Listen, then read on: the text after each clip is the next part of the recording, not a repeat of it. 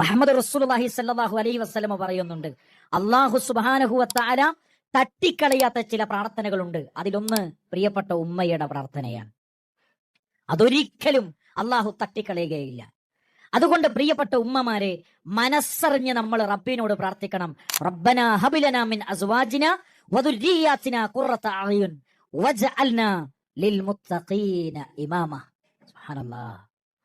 നിങ്ങൾ മനസ്സറിഞ്ഞിട്ട് പ്രാർത്ഥിക്കലുണ്ടോ? പടച്ചോനെ, എന്റെ മക്കളെ മുത്തക്കിങ്ങളുടെ ഇമാമാക്കണേ പടച്ചോനെ, പടച്ചോനെ എന്റെ മക്കളെ മുത്തക്കിങ്ങളുടെ ഇമാമാക്കണേ എന്ന് പ്രാർത്ഥിക്കാൻ നമുക്ക് സാധിക്കാറുണ്ടോ? പ്രിയപ്പെട്ടവരെ, നമ്മൾ ആലോചിക്കേണ്ട ഒരു കാര്യമാണ്. നാട്ടിലെ സകല സോനിവാസികളുടെയും ഇമാമാക്കാനല്ല നമ്മൾ പ്രാർത്ഥിക്കേണ്ടത്, നാട്ടിലെ മുത്തക്കികളുടെ ഇമാമാക്കാനാണ് നമ്മൾ പ്രാർത്ഥിക്കേണ്ടത്. നാട്ടിലെ സകല സോനിവാസങ്ങൾക്ക് നേതൃത്വം കൊടുക്കുന്നവരുടെ കൂട്ടത്തിലല്ല നമ്മുടെ മക്കൾ ഉണ്ടാകേണ്ടത്.